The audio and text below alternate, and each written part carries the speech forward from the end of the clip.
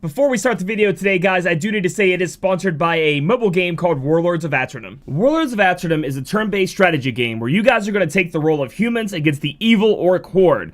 They've been beat down pretty much and ravaged, and they are in need of a hero to take on the evil orc horde and take these troops and go to victory. And guys, that hero is going to be you. You guys need to deploy your units and take turn-by-turn actions to move your units and defeat the objective, which is normally killing a bunch of orcs.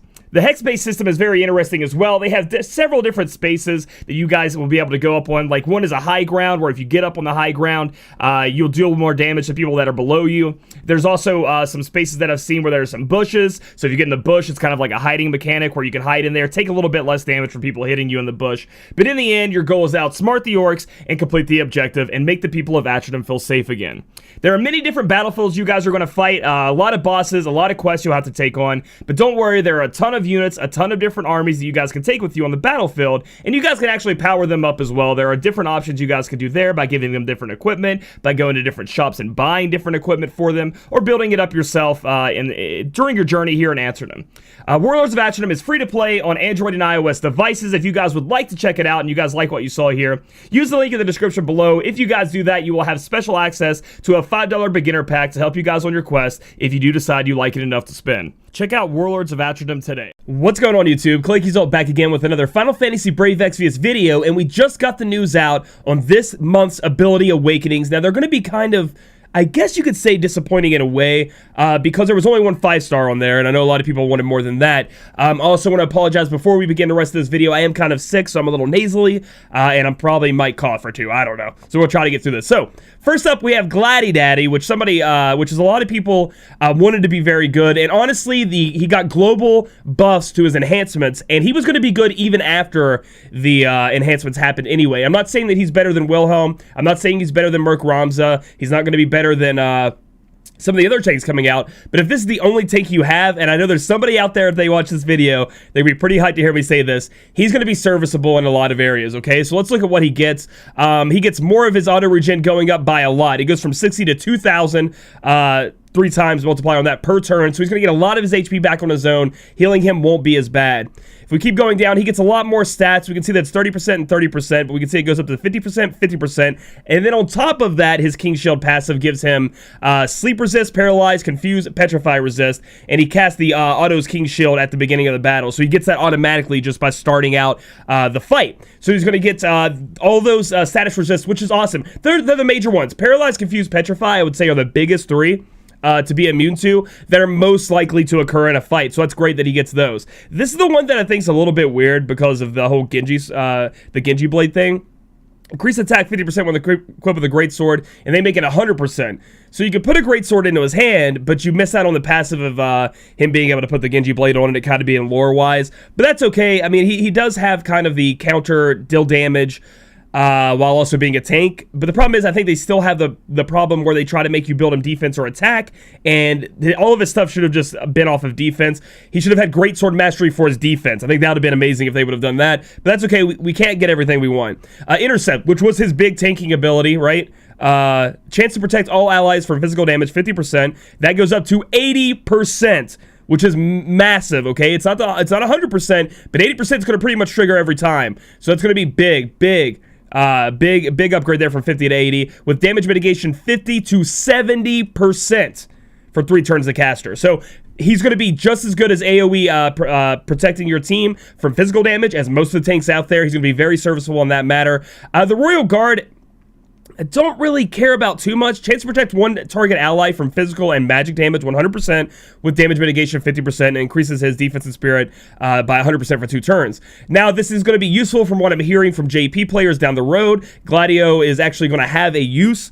Like, what I mean by that is he is going to be the tank to use over somebody else because of this ability, but it's very niche, very kind of in an RNG fight anyway. Let's see what that changes into. We get up to 75% damage mitigation, and that's going to be covering them for 3 turns. Increase defense and spirit 100% for 3 turns instead of 2 turns, and increase break resist 100% for 3 turns of casters. So, overall, his biggest changes are he gets a little bit tankier, he gets this amazing resistances to the ones we need to worry about, and his actual cover ability is awesome. Again, the things that hold him back are his provoke is held to a limit burst, so if you want a single target with him, it's probably not what you're going to be using him for anyway. You're going to have to be doing the AoE cover.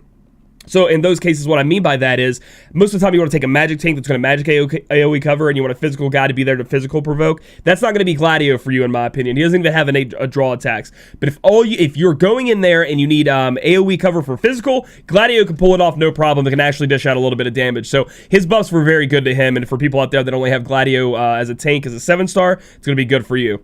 Moving on down, we have Core, and honestly, I'm going to look at this real quick. I don't see really Core having anything too crazy that could be added.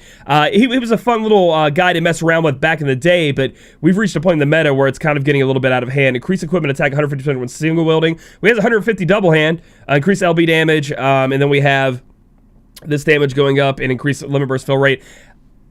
Again, Core's not going to be a guy you're probably going to be putting on your team. There are just other units out there that do it better. You probably don't want to be wasting Awakening Crest on this guy as it is. Now, Olaf is one of my favorite units in the game. Strangely enough, it sounds weird, but I love using him when I can, so I'm excited to see what they did with him. So if he has a mace on, he gets attack and spirit. He also gets HP and MP now, and his attack and spirit goes up to 50% when it comes with a mace. So he gets a lot more stats. So you're going to want to put a mace on him. So it's going to make all those maces I talked about, where if you're going to use Olaf, they're going to be useful on him. Increased physical and magic damage against dragons by 10% for 5 turns to all allies, so that's going to give a little bit extra dragon killer. They increased that to 25% for 5 turns, which isn't too bad. Increased attack and magic 60% for 5 turns to all allies. MP cost increased to 50. So we get a little bit of a buff that at this point in the game is a little bit too low. But the 25% of dragons, hey, if you're going for a 1-turn KO, you want to add some more dragon killer, here's a way you can do it with him. It doesn't look like they increased his green mage power. Let's see about this. Mitigate damage taken by 15% for 5 turns to all allies. Ooh, maybe they did. Oh, they did! All right, never mind. I was worried because he only had 3 abilities up. So they turned that to where he's mitigating all damage for 5 turns to all allies by 20% and increasing resist to all status elements by 40%.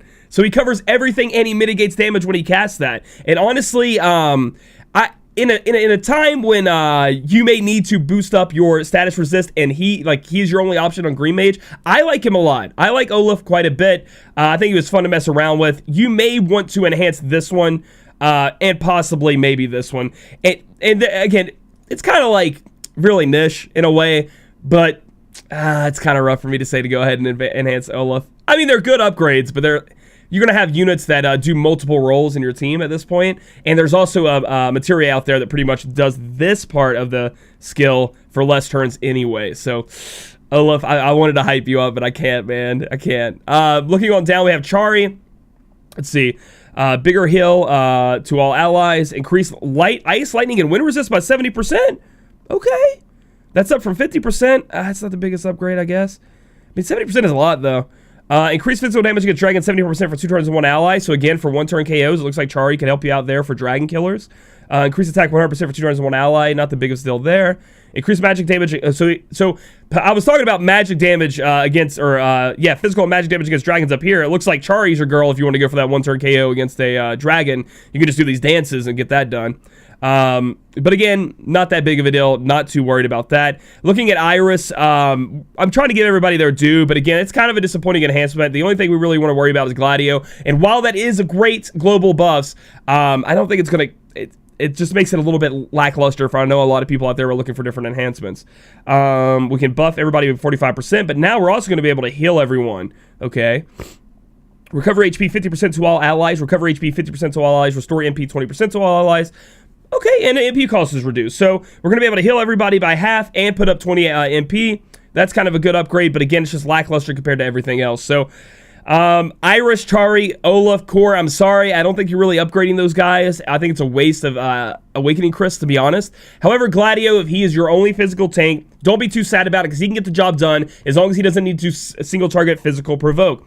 I know a lot of people out there may be thinking that how should I put this? They may be thinking that why don't you put Golem on him? Well, Golem's provoke isn't 100%, and that's going to leave some people open to getting smacked, and when that happens, they could die. So That's why Gladio doesn't really fill that role very well. If he would have gotten gifted some innate attack, maybe like 50% innate draw attack, that'd have been nice, but he wasn't. But that's all I really want to say concerning this particular enhancements for these characters. Again, it wasn't the biggest one in the world, but guys, at least the people out there that have Gladio could be a little bit more happy. Gladio actually being serviceable and usable in the game. Again, I want to give a shout out to Warlords of Atronum for sponsoring this video. Guys, if you want to take a part in the game, download it with the link below. It'll give you access to that new starters pack that you guys can get a hold of. Be sure to take on the first boss, Grubak, to unlock that, okay, guys? So if you like this video, give it a thumbs up. Comment down below if you were a little bit disappointed with this batch, or if you're super excited about Gladdy Daddy, and then subscribe for future content. We'll catch you guys in the next video.